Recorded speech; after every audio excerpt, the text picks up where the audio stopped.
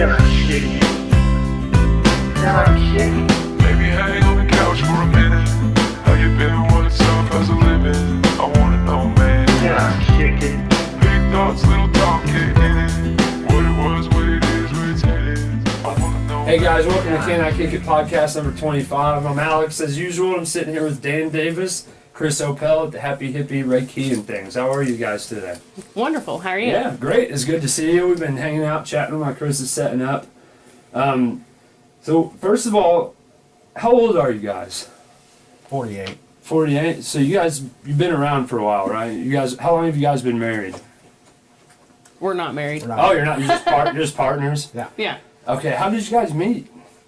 Uh, Because you're known together. Like one comes with the other around town. We've known each Dan other. and Chris. We've known each other pretty well all our lives, and then we dated about 20 years ago for a little while, and then we got back together in 2018. Man, I love a good reunification story. I just had the same thing with my girlfriend. I wondered if she would ever come back. She came back. Now things feel more permanent. You know, and sometimes an absence is a good thing. Have you guys been dabbling? This isn't dabbling. Have you guys been involved in this sort of practice for a long time, like Reiki and everything involved in the store? Or when would you say your journey started with, let's call it occult things? Probably about 2018. She took a Reiki 1 and 2 class. It was months before we got together, wasn't it? Mm-hmm.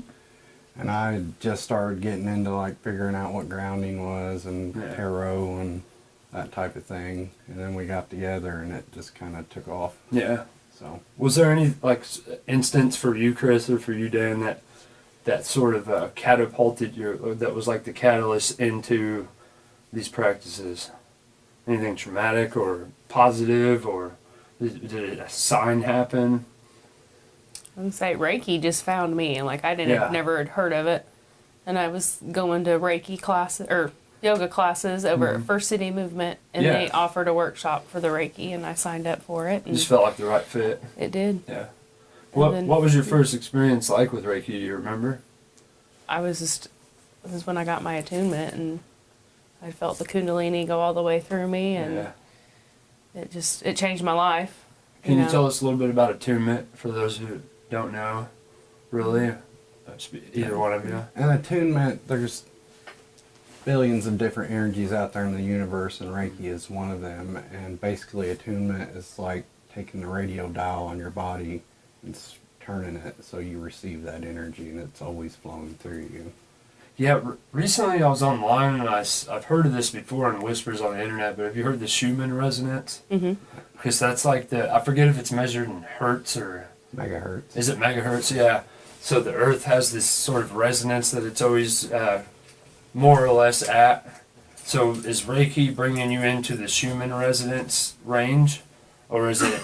Well, the Schumann resonance is somewhere around 7.83 megahertz. Okay. And that is the same frequency that our brains fall into when we're in that state right between awake and asleep state. Oh, okay. That is the frequency of our brain, and that's when our body goes into self-healing mode.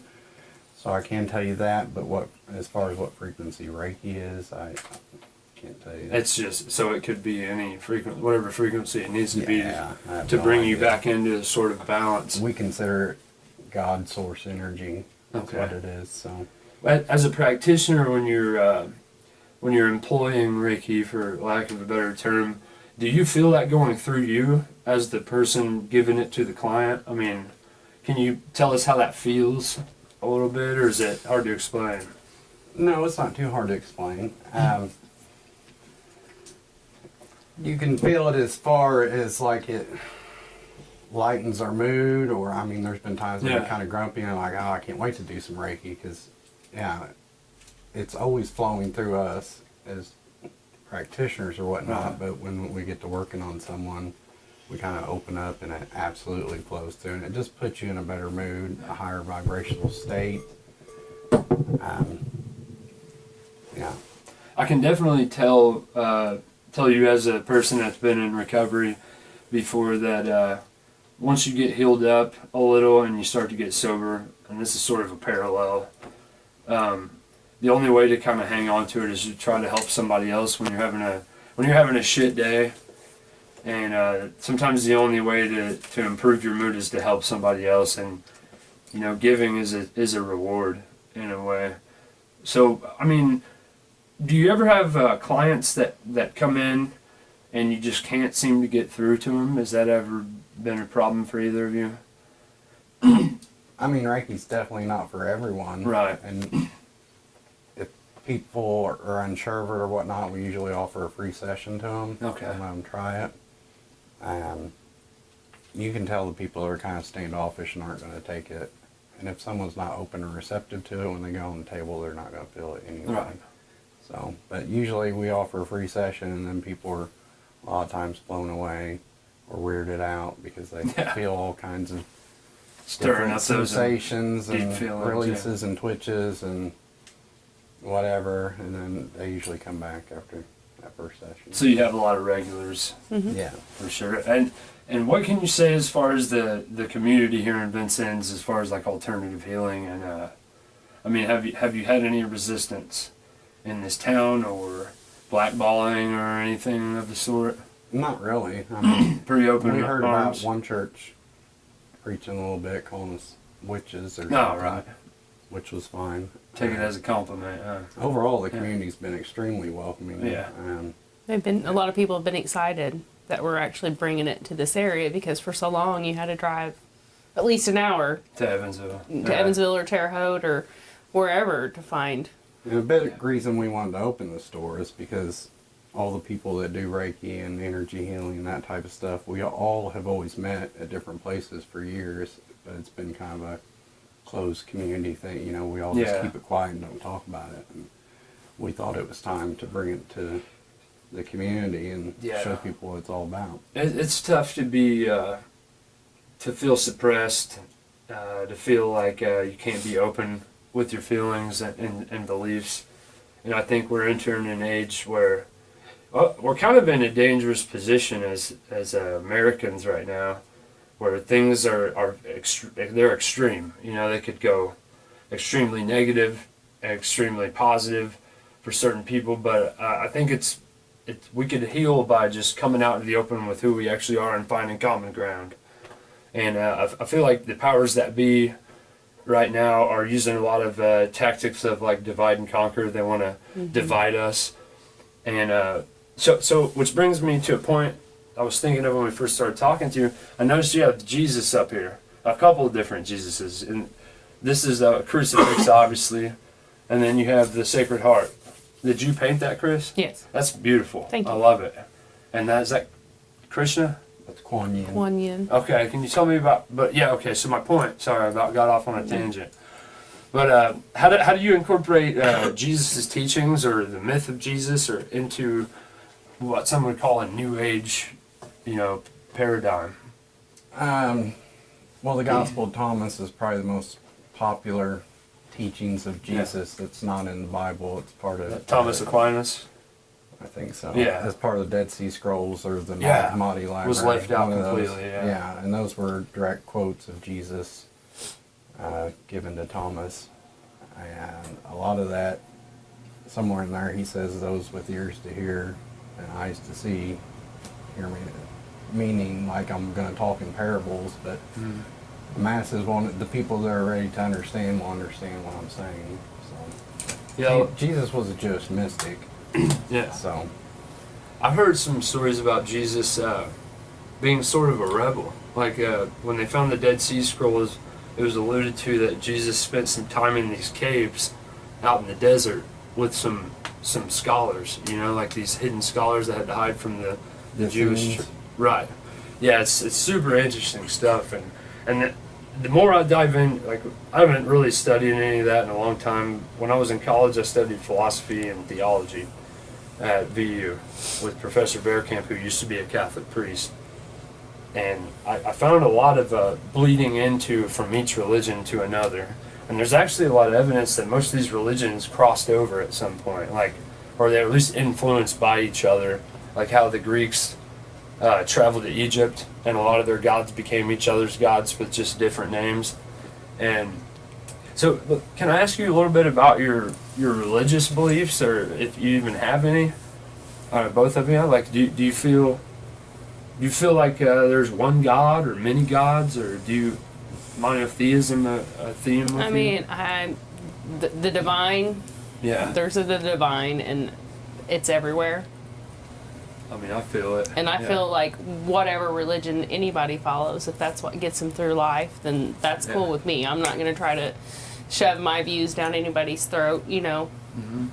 I think everybody has their own thoughts, and that's cool. Everybody's on a different journey, and but yeah, the universe is. Do you feel like you could go into a Catholic church and find some divinity there? Dan, you have a history of being in the Catholic Church. Do you think you could still attend and find some peace in the ceremony? Find peace anywhere. Right. I mean, God is absolutely everything. Mm-hmm. And I go to Old Cathedral sometimes and meditate.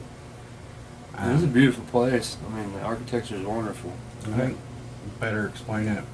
Like I said, God is absolutely everything in the universe, and then there's all these angels and ascended masters and all that stuff, and that's just different energies of God. So if you get into another religion that has, you know, like Hinduism has all these different gods and whatnot, or Christianity has all these different angels, those are all just archetypes. But they're all, The same. They're all Yeah. God in every single religion. Facets of the Anything- same diamond. It's yeah. all the same God. There's just different cultures where it's expressed differently. That's a great take. I found a lot of inspiration from Rosicrucianism. I've been reading a lot about Rosicrucianism. So I was, as a younger man, I was really fascinated with the Freemasons and, you know, some craft, basically witchcraft and different kinds of craft, and how that bled over into Christianity. And the more I get in, the more I just realize how much they're all basically the same. I mean, at their core. So we live in Vincennes. This is something I was thinking about yesterday. I want to talk to you guys about on a separate subject. You guys are into crystals and crystal healing, and I'm curious as to why you think that they built the George Rogers Clark Memorial there. Do you have any perspectives on the artwork in it, or, you know, you see what I'm getting at? Like there's stone. It's made with a specific type of stone. Do you think that there's a frequency being channeled there? I'm Or is sure that too there's far something. out? I don't know enough Right. about Freemasonry and all that stuff to get on here and try and act like I do. Right, I don't either. Most likely, probably. I'm sure there's Yeah. something to it, but it's Well, I didn't know if you knew what the George Rogers Clark Memorial is made with what, granite? yeah. I don't know if you full knew. of quartz. Okay, do you guys ever use granite in some of your crystal healings, or do you have any? Because I was looking at your website and I saw you had like a menu, right, for different types of crystals that you sell for crystal attunement or healing. Let's just break off and could you guys tell me a little bit about crystal healing and like how this has come into your lives? Is that more your department, Chris?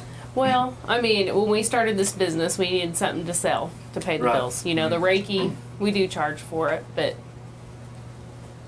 to pay the bills, we have to sell something in the shop. So we went with crystals. That's something that we always enjoy, going to crystal shops anywhere we went, out of town, Evansville, Indianapolis, wherever. We always look for crystal shops. But, you know, different crystals have different vibrations, different frequencies. They help with different parts of your body, your organs. Minerals. They help Yeah. that you hold grounding. and you absorb. What's your favorite? Or is it a time and a place kind of thing? Like they all have different purposes at different times. Yeah, different days. Like, you know, if feel like I need to be grounded, I'll carry my stones for grounding. Or I feel like I need to love myself more today, let's carry some rose quartz. You know, it just Rose depends. quartz. If there's something going on, I might just pick something different to put in my pocket. Do you think it has a lot to do with like the artistic merits of a crystal, like the color, the texture? Do you think that has a lot to do with like subconsciously or something? That's what I suspect. Well, the color has a lot to do with it. I mean, we have energy centers in our body that all vibrate at different frequencies, like your root chakra. Dark red, right? Right through a prism, and it's red. So Yeah. anything that is naturally red, like a red crystal or a red apple or red paint, if you're not feeling grounded, which is safety, security, and stability, you bring a red crystal. That crystal is naturally red, so its frequency is red. And those crystals don't get their frequencies off like we do because of our emotions so much. Yeah. So it's not going to absolutely stabilize your root chakra, but it's going to help bring it back to balance. Yeah, I feel that with red being a grounding sort of color and a vibe. But red to me is also the color of anger and aggression. I mean, everything has two sides, right? How do you see, do you use colors? Because I know this one Reiki healer I talked to kind of talked to me about colors and how if you're facing different things in life, like a heartbreak or something like that, there's certain colors will affect you differently. And like I was telling you guys earlier, I've been wearing a lot of darker colors because I'm in a sort of competitive work environment. It's kind of slightly hostile, but it kind of, when you're there for 10 hours a day, it affects you. You know, it's like when two magnets are together for too long, and one metal's with the magnet for too long, that metal becomes magnetized. So the longer I'm around people who are sort of hostile, I find wearing dark colors kind of, I didn't realize it at first, and then I thought, I've been wearing a lot darker colors looking through my pictures. I was like, you know what? It helps when I wear black. So I wear black when I'm trying to be stoic or like commonsensical, like sensible rather. Do you guys practice a lot with colors? I noticed the front of the store is orange, right? Mhm. Yeah, that was Yeah. on purpose. Yeah. I did some research to see what colors would draw customers in from the street, and That's orange cool. was the color they said. Yeah. Well, somebody just tried to come in right when we were Yeah. sitting here on an off day, and I noticed the people that came to the door, although it was locked, were wearing tie-dye. Yeah. So you definitely got a key demographic, huh? Yeah. Do you guys have any plans for expansion down the road? Or are you comfortable with where you're at? I mean, tell us about your big dreams. You know. Well, our big dreams would be to buy a huge plot of land and a bunch of small houses on it. Yeah. Just have a retreat community. But Oh, that'd be wonderful. right now, we definitely have plans on moving into a bigger building so we can offer yoga and drum circles and classes and things like that. Right now, this room's kind of, you get about 6 people in here. It's pretty Right. packed trying to do anything. Around the table. What kind of services do you offer as far as group? Like a group setting, you bring groups of people in here to practice together, or meditations, or We usually for meditations, I do it somewhere else because there isn't a lot of room Right. in here. But we've had different workshops in here. We've had learning how to read tarot cards, earth-based spirituality workshops. What's some more stuff that we've had recently? We do have Yoga. Scene 101. water dousing, like rods, Well, rods and water pendulums, witching. yeah, Okay, that kind of thing. What- on a way yeah. more expanded. right, version of more it. broad. Yeah. What is the deal with the pendulums? That's one thing I haven't dabbled in. Can you tell me a little bit about that? I don't understand it at all. I'm not an expert. I've got a buddy Right. who does it really well. The best I can tell Just you a beginner's crash yeah. course, yeah. So they're like anything. You kind of connect with them, and it helps focus your subconscious mind. Okay. In our subconscious mind, the answers to everything is in there. We just have Yeah. to learn to listen. And basically, what you're doing is focusing your energy into that crystal, and it helps give you that answer. So it's in the same vein as tarot, in a sense.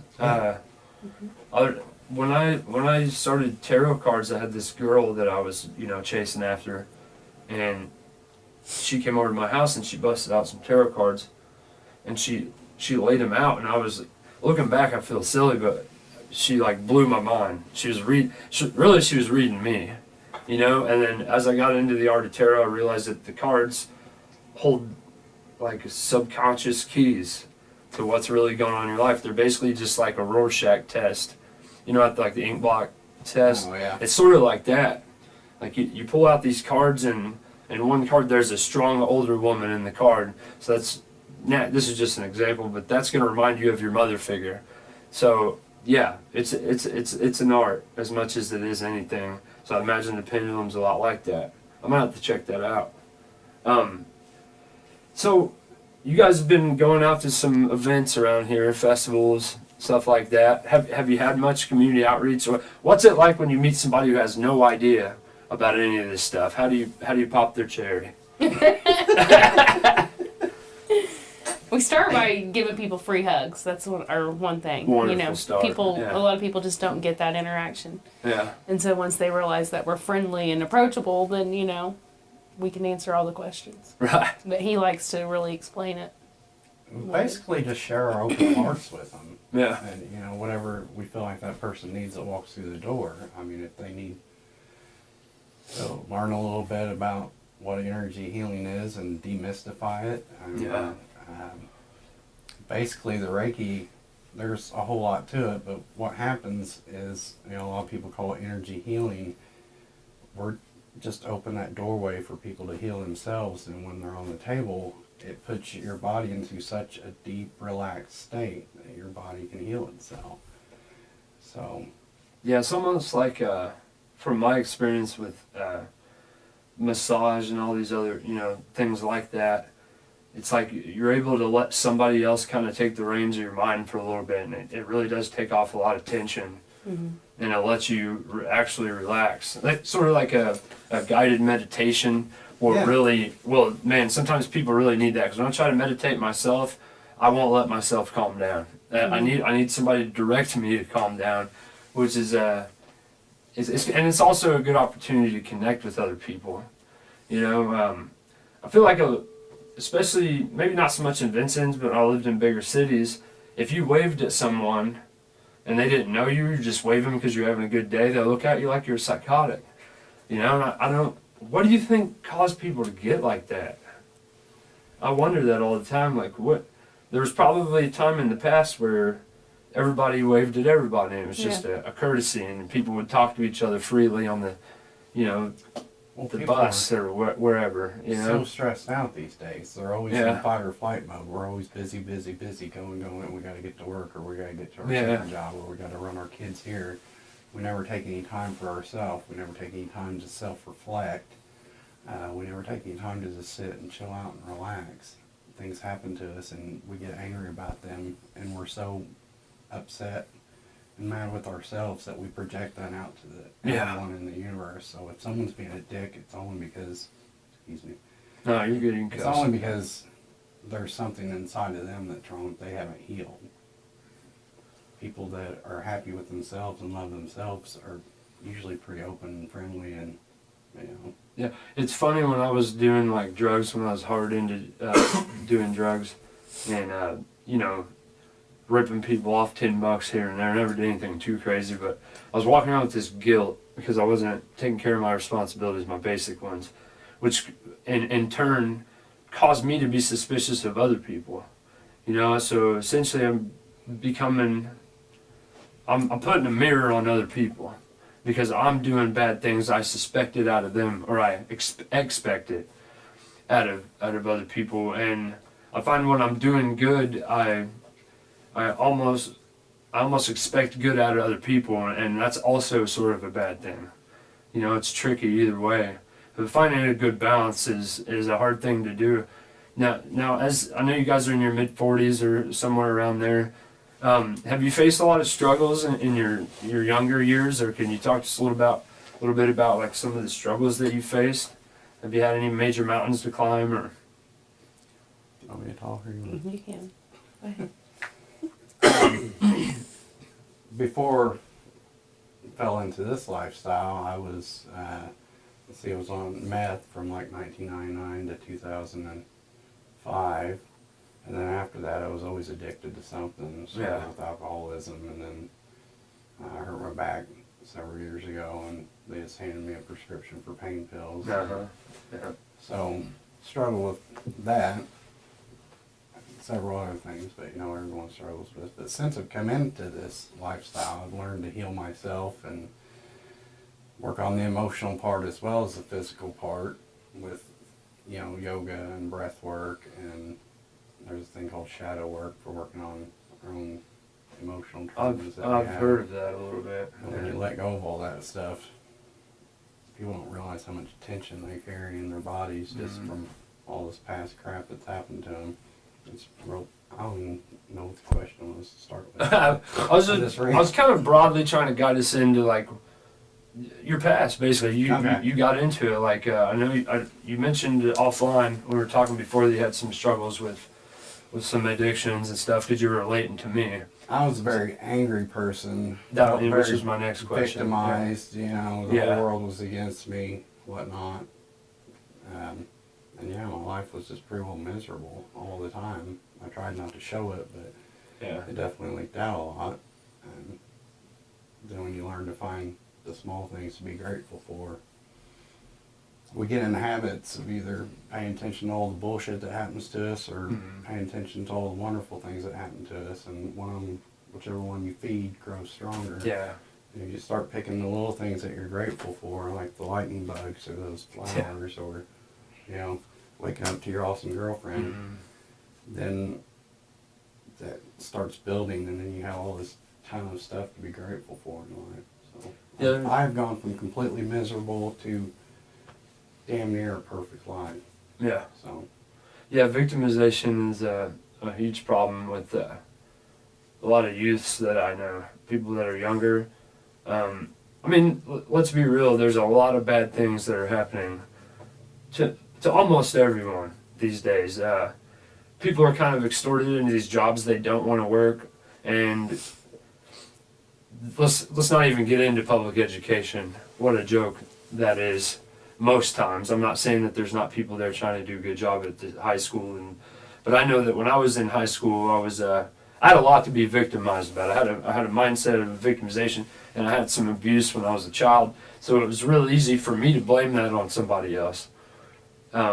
Only recently, I'd say in the past 5 or 6 years, have I forgiven some of the people that had done me wrong, and started accepting responsibility. Because you're right, Dan. There's a big difference between fault and responsibility. You know, a lot of things happen to us that are not our fault, but nobody's going to take care of them unless we do. and if you can look back on those things and instead of being the victim to it, find the lesson in it and have gratitude for it, Yeah. then that takes away a lot of pain and anger that we have. Yeah, it's amazing. It's like you just drop a million pounds at once. All right, well, guys, we're going to go ahead and take a break. We'll be right back with Dan and Chris. Most middle-aged men go out and buy themselves a sports car. But these guys, against all odds, take up arms in a city full of corruption.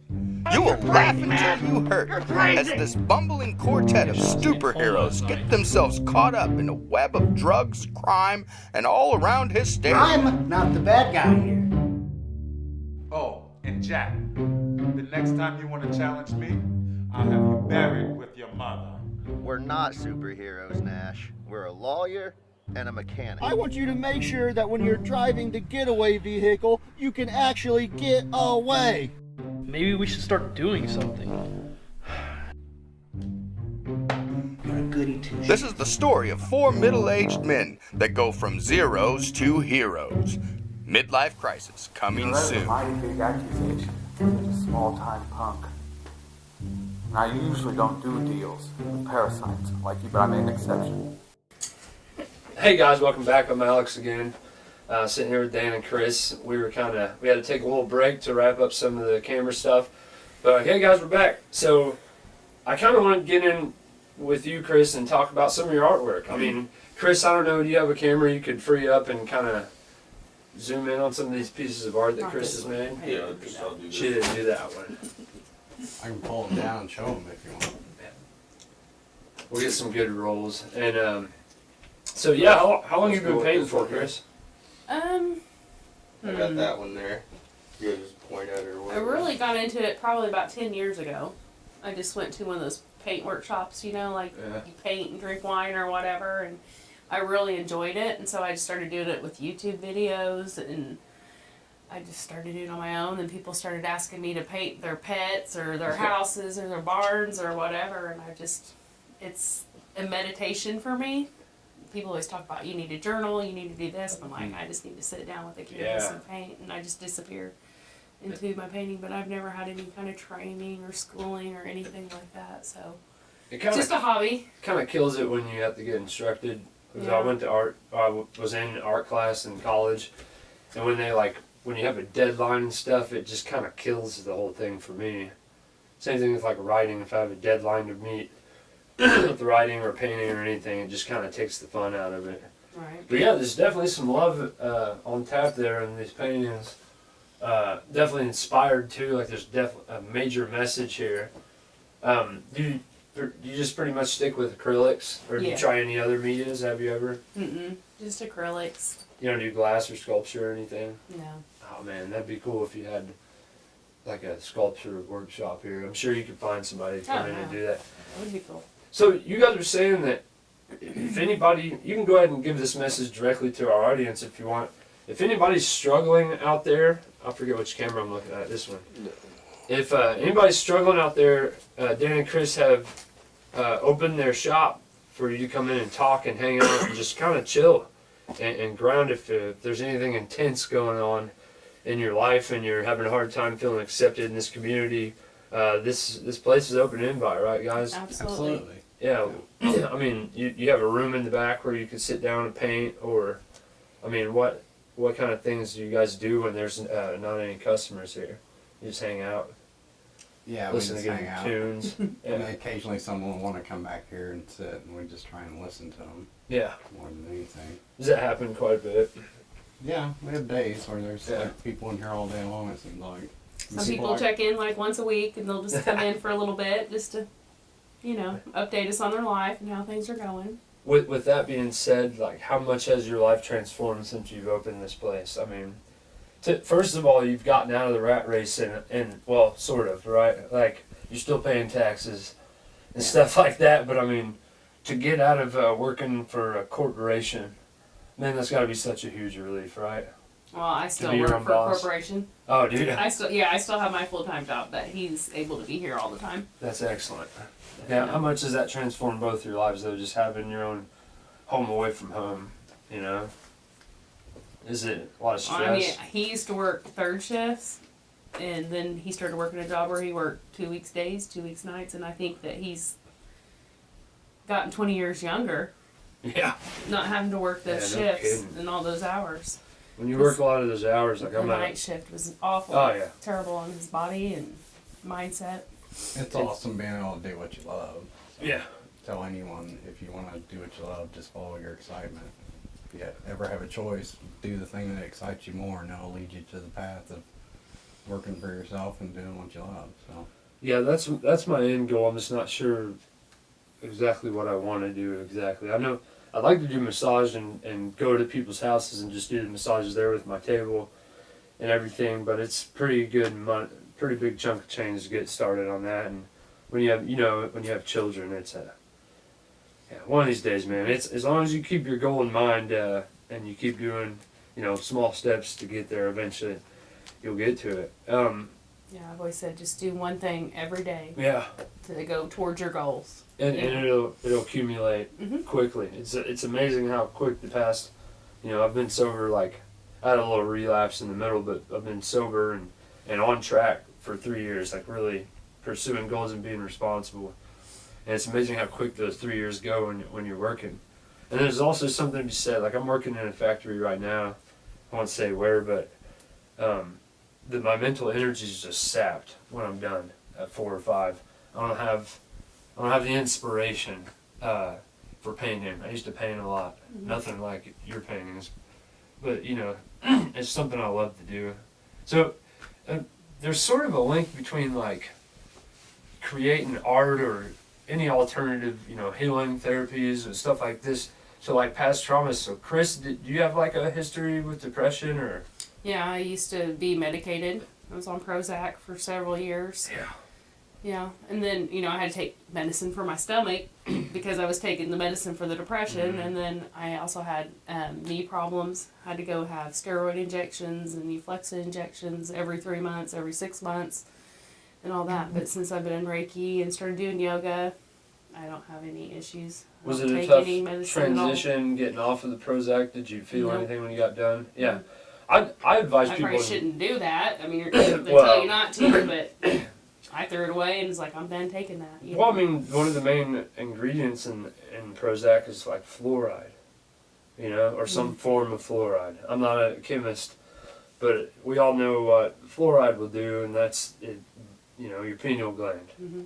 And if anybody doesn't know about that, get online and read about the fluoride's effects on your pineal gland and what the pineal gland is responsible for. Mm-hmm. And if you're wondering if the pineal gland is important, look at all the artwork at the Vatican and all over the world for the past, 6,000 years. It's pretty hard to deny. But yeah, they tried to put me on Prozac when I was in the Army. And I remember they said, give it some time to settle in. And I took it for like a week and a half, and I just felt. Yeah, no emotions. Just blank. Yeah. And I never got mad. I never got sad. No. I never had any emotion. I went right along with whatever was going on. I just went right along and have any. Yeah. Intense emotions are a blessing and a curse. And I feel like if you're not doing what you're supposed to be doing, whether that be purpose or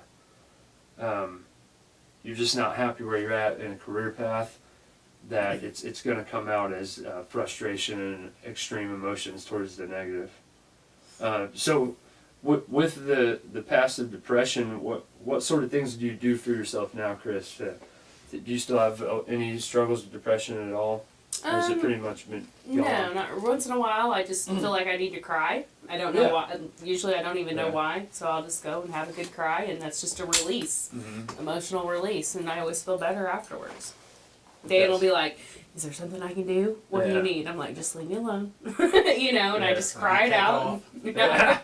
Yeah, sometimes you gotta have your space, don't you? But a lot of times, I think just being creative, with the tie-dye and the painting and stuff like that, it just takes me away, and I like to meditate, sit in nature. You have a spot. I used to have it. I still have that spot. I go to the river every morning before I go to work.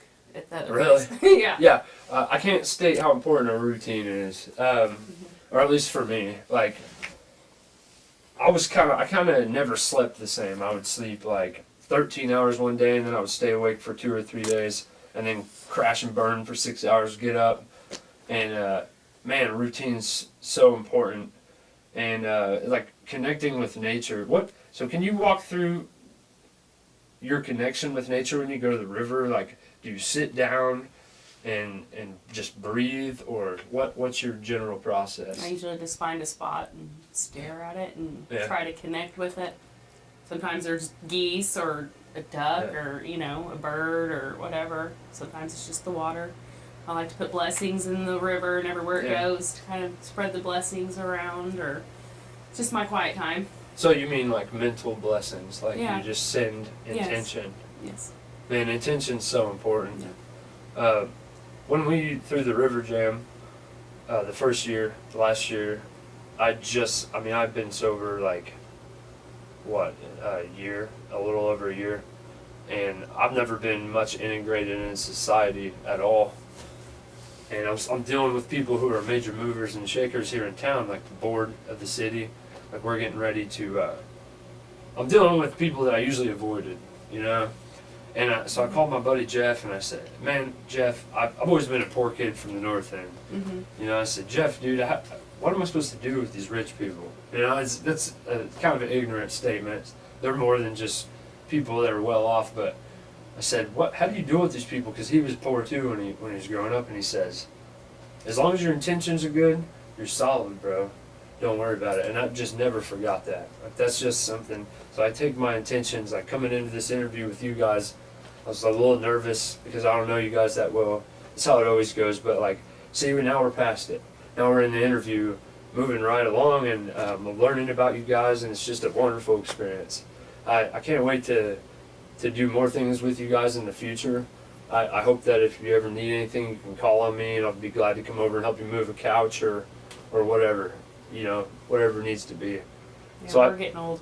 Yeah, I am. Yeah. Well, as soon as you fix my hip, Dan, with the Reiki, I'll be over to help you move some furniture. Any words of wisdom or love to send out, or dedications or shout-outs that you guys want to give to the audience before we do the singing bowls, and then you guys take us out? I don't know who to shout out to. Your mama. Oh. Or mama, or cousins, or kids, or whatever, whoever. I don't know. I'll bring up a lot of the other metaphysical healing type people. Yeah. Laura Bryant, she's awesome. Laura's Connection. Laura's Connection, LLC, my bad. Okay. She's out of Boonville. Boonville. Who Just else is outside of there? Evansville. There's some Reiki practitioners in it, or in Washington, Nancy Lasher, Lacey Hart, they do a great job. We've got Nidra Pershing over in Lawrenceville, she's pretty awesome. Todd Risley, if you ever need like, he works with like clearing haunted houses and Oh, cool. that type, he does that with dowsing type stuff. So Really? that's really cool. Do you guys have any experience with paranormal stuff? You guys want to get off on that tangent real quick before we wrap it up? We don't really have a whole lot of experience. I don't with either. that stuff, so. I've had a few things, but I was on meth. We hear a lot. So. We hear a lot. Yeah. A lot. We hear a lot, and yeah, I want to bring up one of the reasons we have this shop also is for all the people that feel like they're weird and can't talk to other people, and everyone gonna think they're crazy. We don't think you're crazy, and we don't think you're weird. That's what we're here for. We know a ton of different people. I may not brought a fraction of them up, but if we can't help you, we know someone else that can help you if you're looking for help or whatever. So. There's a lot of people out there feeling trapped in their A lot of people alienness. see stuff, Yeah. feel stuff, have anxiety for no reason. There's, they think they're being crazy. empathetic and walking into crowds and feeling crap. Mm-hmm. You're not crazy. That stuff's really happening. Yeah. And we're here to help you. If we can't, someone else will. Yeah, your tribe is out there, guys. They're here at the Happy Hippie. All right, man. Well, thank you, guys. It's been a great interview. Like I said, I look forward to working with you in the future. All right, Chris, go ahead and take us out with the bowls.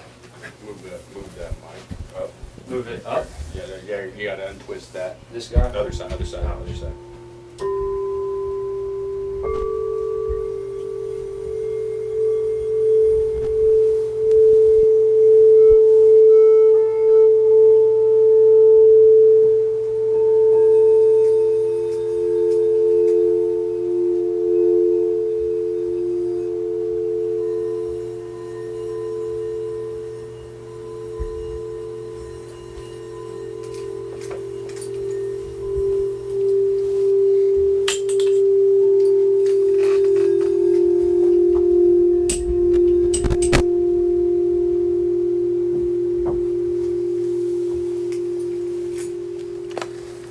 Hey guys, that'll do it. Thank you, Chris, for taking us out. Dan, hope you guys have a wonderful 4th of July weekend. And make sure not to let them fucking divide you, okay? We're all in this together. See you in episode 26. Peace. Never shitty.